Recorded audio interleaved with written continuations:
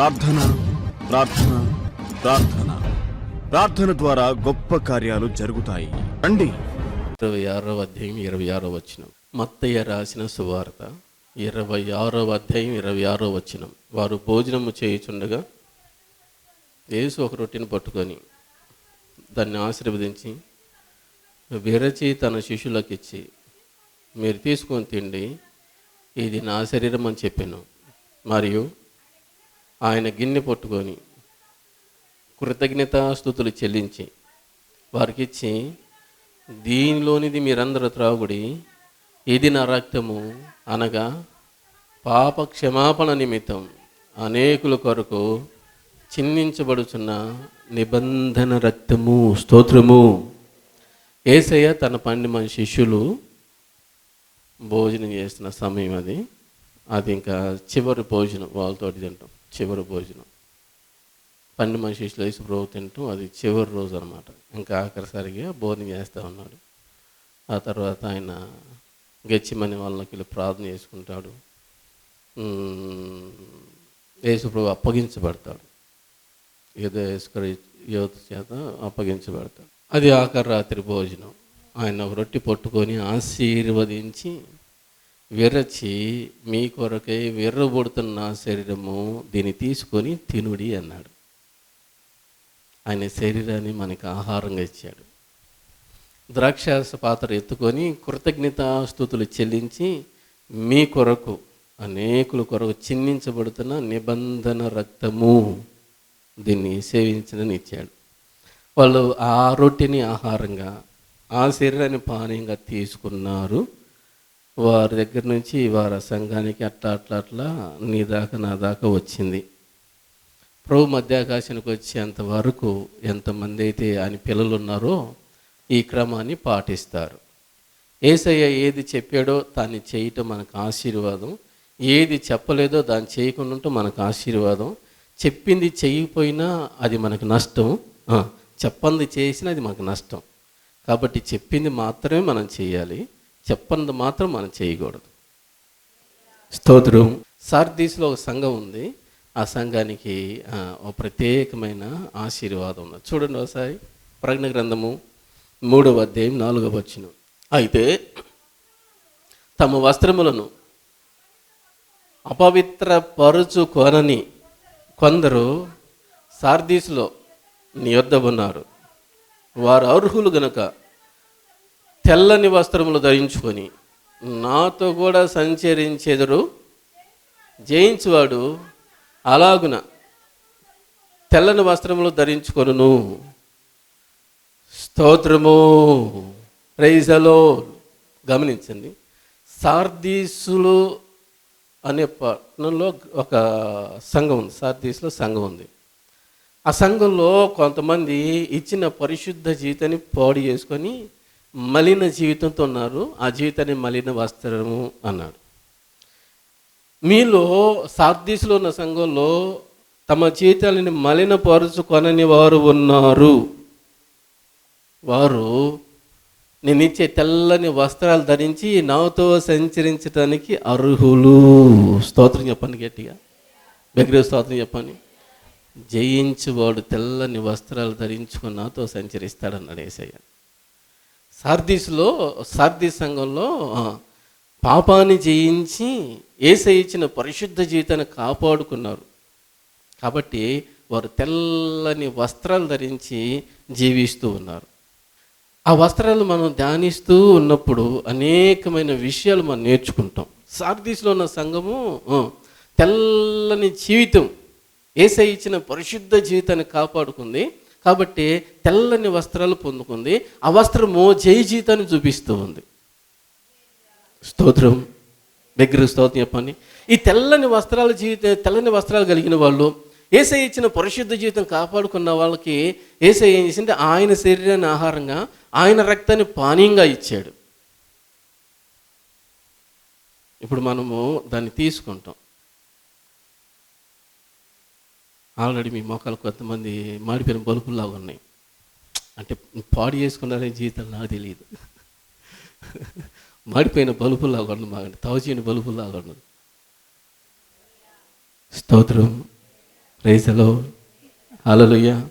గమనించండి, దేవుని బిడ్డలమైన మనము వస్త్రము జయ జీవితం చూపిస్తుంది. జయ జీవితం జీవిస్తున్న ప్రతి ఒక్కరూ చక్కగా పనిలో చేయటానికి యోగ్యులు, అర్హులు. అయితే ఈ రోజున యేసయ్య ఆయన ఒక వస్త్రం ధరించాడు. యోహాను రాసిన సువార్త 19. పిలాతు యేసును పట్టుకొని ఆయన కొరడాలతో కొట్టించెను. సైనికులు ముళ్ళతో కిరీటమును అల్లి ఆయన తల మీద పెట్టి ఊదారంగు వస్త్రములను ఆయనకు తొడిగించి ఆయన వద్దకు వచ్చి, యూదుల రాజా శుభమని చెప్పి ఆయనను అరచేతులతో కొట్టిరి. గమనించండి, ఊదా రంగు వస్త్రము యేసయ్యకి ధరింపజేశారు. ఈ వస్త్రము ఎవరు ధరిస్తారు అంటే రాజులు. చెప్పండి, ఎవరు ధరిస్తారు? రాజులు. రాజులు ధరించే వస్త్రం అది. కోటీశ్వరులు ధరిస్తారు. కోటీశ్వరులు ధరిస్తారు. కోటీశ్వరులు, లక్షాధికారులు, రాజులు ధరించే వస్త్రము ఊదా రంగు వస్త్రము. ఈ వస్త్రము, రాజులు ధరించే వస్త్రము యేసయ్యకి ధరింపజేసి తలకు ముళ్ళ కిరీటం కొట్టి ఆయన అరచేతులతో కొట్టి ఏం చేశారు? అవమానపరచారు. ఏం చేశారు చెప్పండి? అవమానపరిచారు. యేసుక్రీస్తు ఈ లోకంలో ఒక సామాన్యమైన మానవుడిగా ఉండటానికి వచ్చాడు.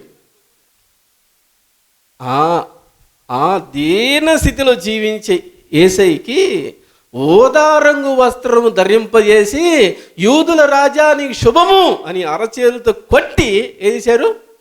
అవమానపరిచారు. పిలాతు అంటాడు, ఈయన ఏం చేయమంటావు అంటే సిలువే అన్నారు. సిలువ మరణానికి తగిన హేతు ఈయన దగ్గర ఏమీ లేదు, ఏ దోషం ఈయన నాకు కనిపించలేదు అన్నాడు. విక్రీస్తోత్రం చెప్పండి. ఏ దోషము లేని యేసయ్య, ఏ పాపము లేని యేసయ్య, ఏ లోపము లేని యేసయ్య, నిష్కలంకమైన వ్యక్తి అయ్యున్న యేసయ్య అవమానపరచబడ్డాడు, హేళన చేయబడ్డాడు, దూషించబడ్డాడు, ద్వేషించబడ్డాడు. ఎంత అపహాసించారో. రాజా యేసుక్రీస్తు రాజుగా ఉండటానికి వచ్చాడు, ఆయన దాసుడుగా ఉండటానికి వచ్చాడు.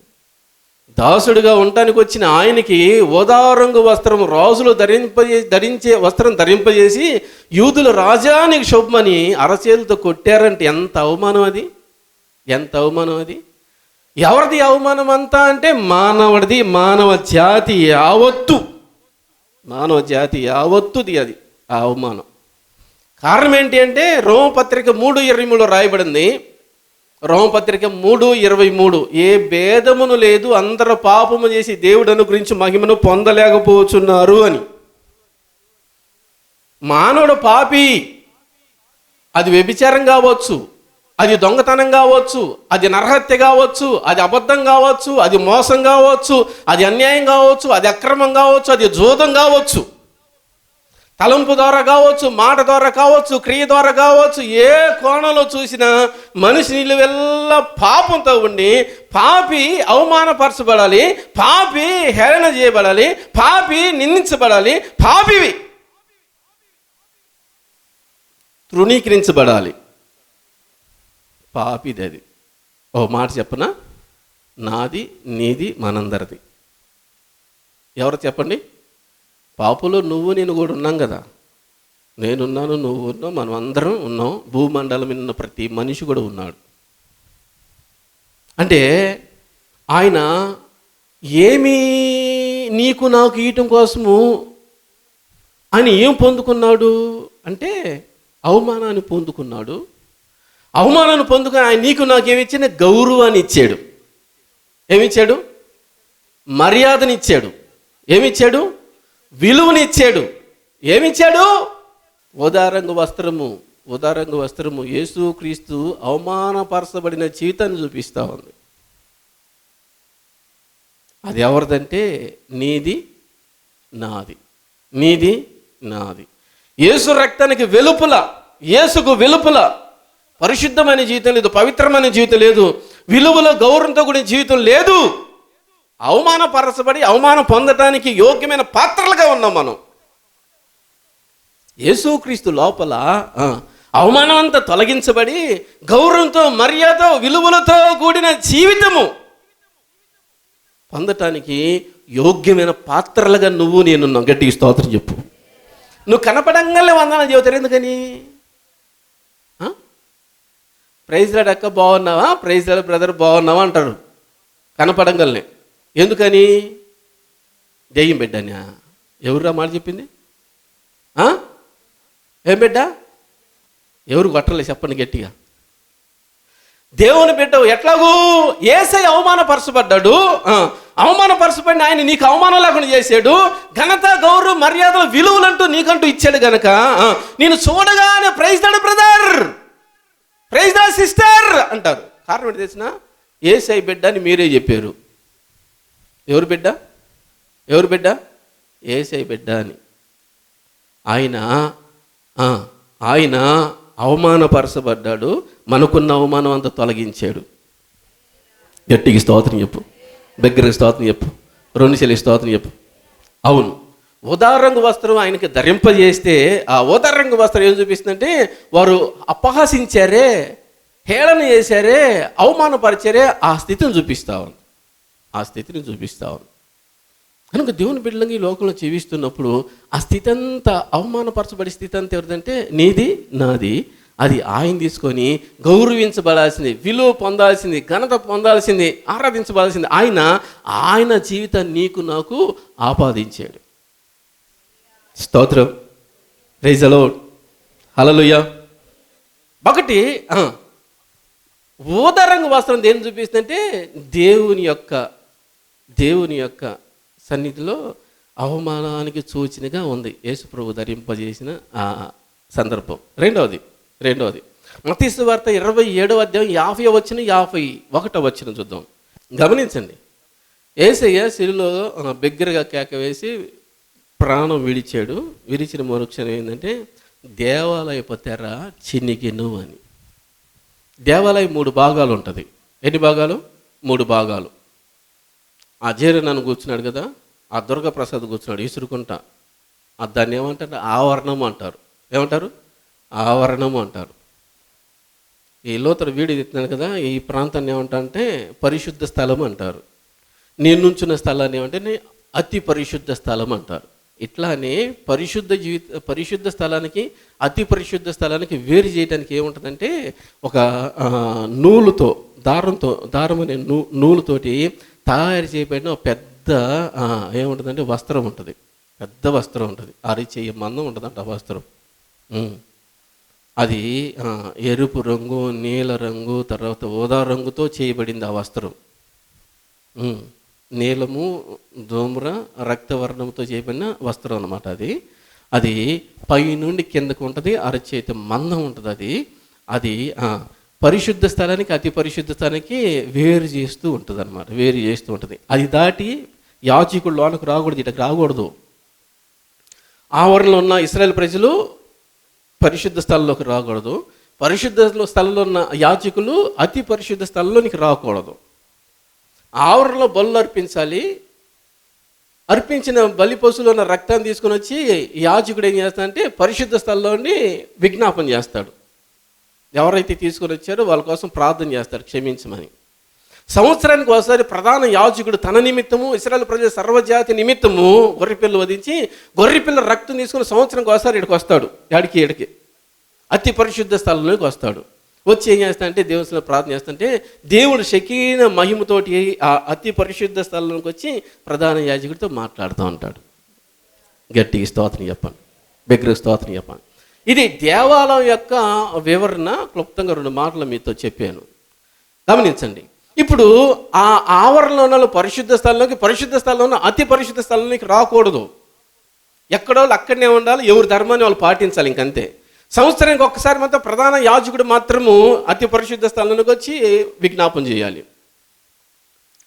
అలాంటి పరిస్థితి ఆ దినాల్లో ఉంది. అయితే యేసుప్రభు ఎప్పుడైతే శిలువలో మరణించాడో దేవాలయపు తెర అనగా దేవాలయకు అడ్డుగా అతి పరిశుద్ధాలనికి అడ్డుగా ఉన్న ఆ వస్త్రం ఏదైతే ఉందో నడుమికి పై నుండి కిందకి అలా చీలి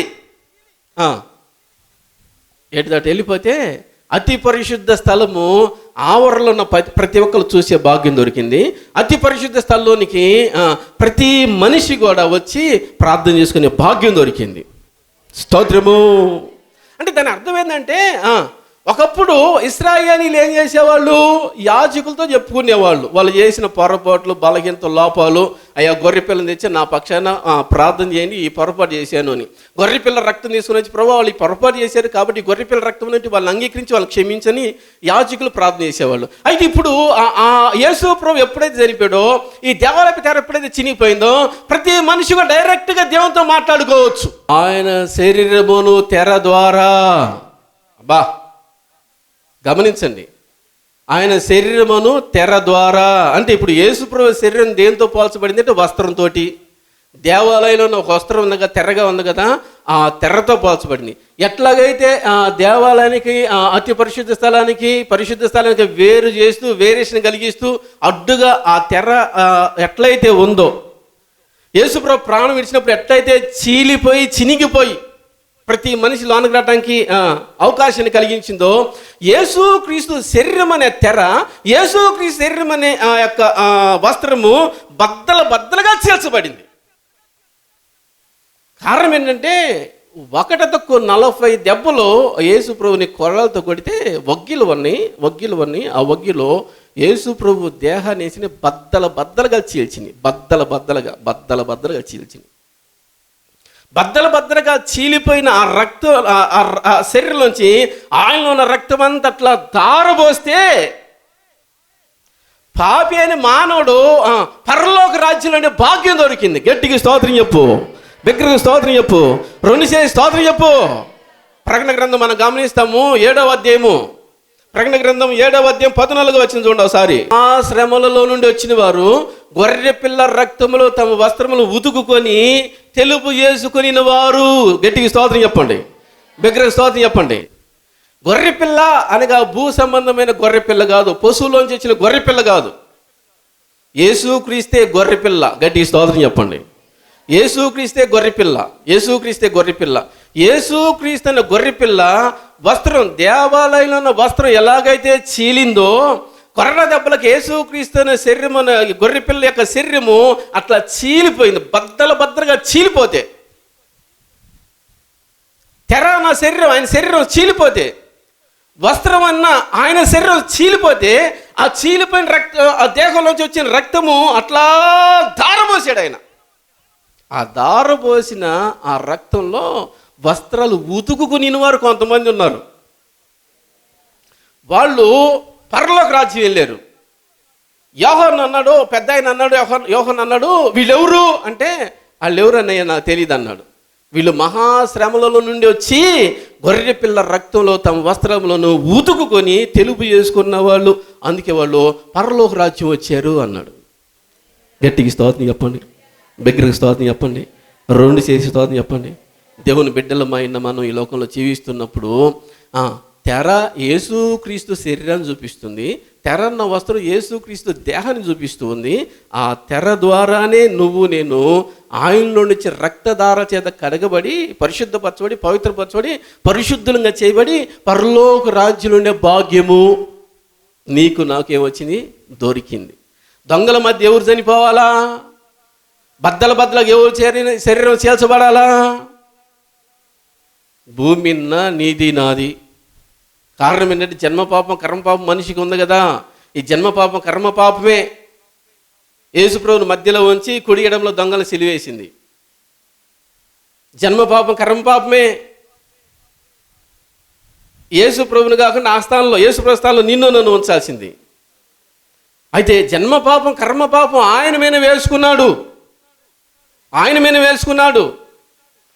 మీద వేసుకొని ఆయన శరీరం అనే తెర ఏదైతే ఉందో, శరీరం అన్న వస్త్రం ఏదైతే ఉందో బద్దలుగా చీల్చబడితే ఆ రక్తంలోంచి వచ్చిన పరిశుద్ధత పవిత్రత నువ్వు నేను పొందుకొని నరకానికి వెళ్ళాల్సిన వారము పరలోకంలో ఉండే భాగ్యం దొరికింది. ఎక్కడికి వెళ్ళాల్సిన వారు మనం? ఎక్కడికి వెళ్ళాల్సిన వాళ్ళు మనం? నరకానికి వెళ్ళాల్సిన వారు. నేనైనా నువ్వైనా భూమండలం మీద ఏ వ్యక్తి అయినా నరకానికి వెళ్ళాల్సిన వారు. యేసుప్రభు శరీరం అనే తెర, యేసుప్రభు శరీరం అనే వస్త్రము చేల్చబడింది కనుకనే నా స్థానంలో నువ్వు నేను పరలోకంలో ఉండే భాగ్యం. గట్టిగా స్తోత్రం చెప్పండి, దగ్గర స్తోత్రం చెప్పండి. నీ స్థానం నా స్థానం యేసయ్య తీసుకున్నాడు. ఇద్దరు దొంగల మధ్య మనం ఉండాలా? ఆ స్థానాన్ని యేసయ్య తీసుకొని యేసయ్య స్థానాన్ని నీకు నాకు ఇచ్చాడు. ఏంటి ఆ స్థానము? పరలోకంలో దేవునితో కూడా ఉండే భాగ్యం. గట్టిగా స్తోత్రం చెప్పండి. పరలోకంలో దేవునితో కూడా ఉండే భాగ్యం. పరలోకంలో దేవునితో ఎవరన్నా మానడు, భూమిని మానడు ఎవడన్నా ఉంటాడు? దేవుడు ఉండడు, ఎవరు ఉండరు. ఎందుకంటే మానవుడు జన్మపాపి కర్మపాపి కనుక ఉండడు.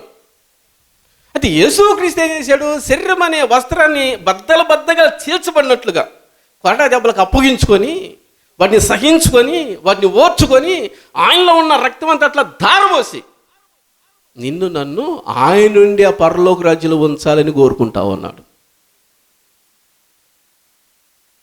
ఇంకా రక్షణ పొందకపోతే నువ్వు చేయాల్సిన పనిలే, ఏమిలే. మోకాళ్ళు వేసి యేసయ్యా నీ రక్తంతో నన్ను కడుగు అంటే చాలు.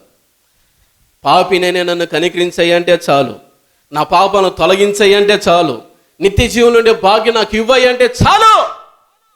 ఆయన నీకున్న పాపం ఏదైతే ఉందో దాని అంతని తొలగించి పరిశుద్ధమైన జీవితం ఆయన రక్తధారలని కలిగించి పరలోక రాజ్యం నుండి భాగ్యాన్ని కలిగిస్తాడు ఆయన.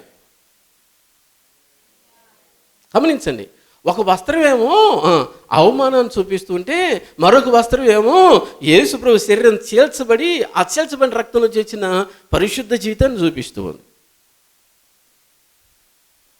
మూడో వస్త్రం ఉంది.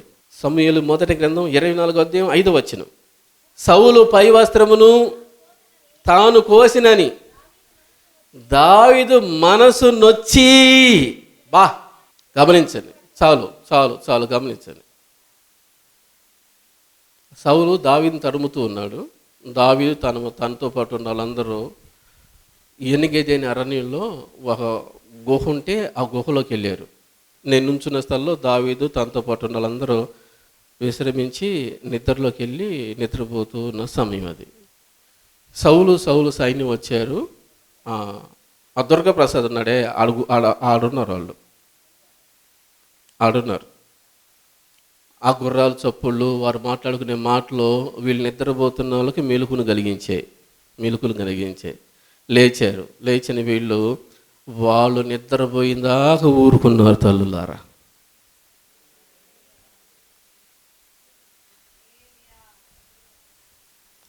స్తోత్రము, ప్రైజ్ ది లార్డ్. వాళ్ళు నిద్రపోయిందాక ఊరుకొని వెళ్తూ ఉంటే దావీదుతో ఉన్న వాళ్ళు అంటారు, నీ శత్రువుని నీకు అప్పగిస్తానని నీ దేవుడిని యెహోవా నీకు వాగ్దానం చేశాడు కనుక ఇదిగో నీ చేతికి అప్పగించాడు, నువ్వేం చేస్తావు చెయ్యి, ఈటి పక్కన ఒకే ఒక పోటు పడుతావు, గుండెల్లో పొడి చేయి అన్నారు. అప్పుడు దావీదు ఏం చేశాడంటే పై వస్త్రాన్ని సౌలు పై వస్త్రాన్ని కోసిన దానికి మనసు నొచ్చుకుందంట. ఏం చేసింది? మనసు నొచ్చుకుంది. ఎంత మంచి మనసో దావీది. సున్నితమైన మనసు, మెత్తనైన మనసు, మృదువైన మనసు, సాధువైన మనసు. కనుకనే వెంటనే నొచ్చుకుంది. కారణం ఏంటంటే దావీదు దేవుని వైపు చూశాడు. స్తోత్రం. దావీదు దేవుని వైపు చూసి ఏమన్నాడంటే, యెహోవా చేత అభిషేకించబడిన ఈ వ్యక్తి నా ప్రభుకి మరణపాయని కలిగించును అని అక్కడి నుంచి వెళ్ళిపోయాడు. గట్టిగా స్తోత్రం చెప్పండి, బిగ్గరగా స్తోత్రం చెప్పండి. దేవుని బిడ్డలంగా మనం ఈ లోకంలో జీవిస్తున్నప్పుడు ఈ వస్త్రం దేనిని చూపిస్తుందంటే దావీదు మనసుని. చెప్పండి, దావీదు మనసును చూపిస్తూ ఉంది. సౌలు పై వస్త్రము దావీదు కోయబడిన స్థితి దేని చూపిస్తుందంటే దావీదు మనసును. వస్త్రం కొయ్యిపోతే దావీదు మనసు కానరాదు. వస్త్రం కోసాడు కనుకనే దావీదు మనసు కనపడుతుంది. ఏంటి దావీదు మనసు అంటే నొచ్చుకోవటం, బాధపడటం. అంటే నేను పొరపాటు చేశాను, దేవుడని యెహోవా అభిషేకించబడిన వ్యక్తిని నేను వస్త్రం కోసి అవమానపరిచాను, నేను పాపం చేశానని దేవుని సన్నిధిలో పశ్చాత్తపడి ఏడ్చిన పరిస్థితి దావీదుకి ఆ సందర్భంలో ఏర్పడింది. దేవుని పిల్లలంగా ఈ లోకంలో జీవిస్తున్నప్పుడు ఒక వస్త్రం యేసయ్య అవమానాన్ని చూపిస్తుంటే మరొక వస్త్రము యేసయ్య దేహాన్ని, చీల్చబడిన ఆయన దేహాన్ని చూపిస్తుంటే మరొక వస్త్రం ఏం చూపిస్తుందంటే పశ్చాత్తాపడుతున్న నొచ్చుకున్న దావీదు యొక్క మనసును చూపిస్తూ ఉంది. ఈ మనసు బలలో చేసే నీకు నాకు ప్రతి ఒక్కరికి ఉండాలి. గట్టిగా స్తోత్రం చెప్పండి, బిగ్గర స్తోత్రం చెప్పండి. కొరింథీయులకు రాసిన మొదటి పత్రిక 11వ అధ్యాయము 31వ వచనంలో మాట్లాడు చూడండి. బలలో చేసేవారి గురించి రాయబడిన మాట ఏంటంటే, మనలను మనమే విమర్శించుకొని ఎడల తీర్పు పొందకపోదుము. ఎంత చక్కటి మాట. దావీదు తనను తానే విమర్శించుకున్నాడు కానీ సౌలు విమర్శించలేదు. సౌలు అప్పటికి దేవుని ఆత్మాభిషేకాన్ని పోయి దురాత్మ సంపాదించుకున్న వ్యక్తి. సౌలు మంచి మనసు పోయి చెడ్డ మనసును సంపాదించుకున్న వ్యక్తి. సౌలు దావీదు మీద సదభిప్రాయం పోయి దురభిప్రాయం కలిగిన వ్యక్తి. అప్పటికి సౌలు అన్నీ పోగొట్టుకున్నాడు, ఆధ్యాత్మికంగా అన్నీ పోగొట్టుకొని భౌతికపరంగా మాత్రం ఆ వ్యక్తి రాజుగా ఉన్నాడు, ఆధ్యాత్మికంగా మాత్రం దావీదు రాజుగా ఉన్నాడు. గట్టిగా స్తోత్రం చెప్పండి, బిగ్గరగా స్తోత్రం చెప్పండి, రెండు శరీర స్తోత్రం చెప్పండి. దేవుని బిడ్డలమైన మనము దావీదు సౌలు వైపు చూసి అభిషేకం పాటుకుని దురాత్మ సంపాదించుకున్న వ్యక్తి కనుక దేవుని బిడ్డలమైన మనము ఈ లోకంలో జీవించినంత కాలము ప్రభు శరీరం, ప్రభు రక్తం నువ్వు నేను తీసుకోవాలి. తీసుకుంటున్న మనం ఎలా ఉండాలి అంటే యేసయ్య ఇచ్చిన పరిశుద్ధతను అట్లా కాపాడుకోవాలి అంటే మనల్ని మనం విమర్శించుకోవాలి. మనం విమర్శించుకున్నప్పుడు మనలో కనపడిన బలగింతలన్నీ యేసు రక్తం మన కడగబడదుము. అప్పుడు యేసయ్య కళ్ళకి మనము ఎంత చక్కగా ఉందో నా కుమారి, ఎంత చక్కగా ఉన్నా నా కుమారుడు అని ఏం చేస్తాల్సిన కౌగిలించుకుని ముద్దాడే పరిస్థితి మన జీవితంలో ఉంటుంది. ఎప్పుడైతే మనల్ని మనం విమర్శించుకోకుండా అలాగ ఉంటామో ఒకటంటే ఒకటి వచ్చి మన పరిశుద్ధ జీవితం అంతా కూడా మలిన జీవితంగా మార్చి సైతాన్ మన దగ్గరికి వచ్చి నేను నరకాన్ని తీసుకెళ్తా ప్రభావిని అనే స్థితిలోనికి తీసుకుని వెళ్తుంది. కనుక ప్రభు పిల్లంగా ఈ లోకంలో జీవిస్తూ ఉన్నప్పుడు, ఈ లోకంలో బ్రతుకుతూ ఉన్నప్పుడు యేసయ్య అవమానపరచబడింది, యేసయ్య దేహం అంతా చీల్చబడింది, ఆయన రక్తం అంతా అట్లా దారిపోసింది. ఎందుకంటే నువ్వు నేను పరలోకంలో ఆయనతో పాటు కూడా ఉండాలని, నరకానికి వెళ్ళాలని కాదు. నువ్వు నేను భూలోకంలో ఉన్నంతకాలం పరిశుద్ధంగా ఉండాలని, మలిన వస్త్రాలతో కాదు. నువ్వు నేను ఆయన భూలోకంలో ఉన్నంతకాలం సహవాసం చేస్తూ పరలోక రాజ్యం వెళ్ళి ఆయనతో పాటు పరవశించాలని. పాపం ద్వారా శాపం ద్వారా వచ్చిన నష్టాన్ని బట్టి ఏడవాలని కాదు. పాపము శాపము ఎప్పుడు ఆ వ్యక్తికి నష్టాన్ని కలిగిస్తుంది, కష్టాన్ని తీసుకొని వస్తుంది, కన్నీళ్ళని తీసుకొని వస్తుంది, వేదనని తీసుకొని వస్తుంది, తొలగిపోని నిందను తీసుకొని వస్తుంది. బ్రతికినంతకాలం బాధే పడాల. వారిలో ఒక వ్యక్తి దావీదు దేవుని హృదయానుసారమైన ఇష్టమైన వ్యక్తి, కానీ ఆ వ్యక్తి నరహత్య చేసి, ఆ వ్యక్తి అక్రమ సంబంధం పెట్టుకొని ఆ వ్యక్తి జీవితం నాశనం చేసుకున్నాడు. పశ్చాత్తాపడ్డాడు, యేసుప్రభు దగ్గర విడిపించబడ్డాడు, మరలా వాడు జోలికి వెళ్ళలేదు, పరిశుద్ధంగా జీవించాడు. దావీదు కుమారుడా యేసు, ఏం పిలుపండి అది. బర్తలోమై చేత దావీదు కుమారుడు యేసు అని పిలిపించుకునేంతగా దావీదు జీవించాడు. పాపం చేసినా, మచ్చబడినా పోని మచ్చేది, కానీ దావీదు కుమారుడు యేసు అని పిలిపించుకునేంతగా తిరిగి లేచిన కాంచి జీవించాడు. ఆ భాగ్యం దొరికింది. ఆమేన్. అవసరతలకై సంప్రదించండి. మా అడ్రస్ జీసస్ హోలీ చర్చ్, పూలిరెడ్డిపాలెం గ్రామం, చిలకలూరిపేట మండలం. Cell number 7780223625.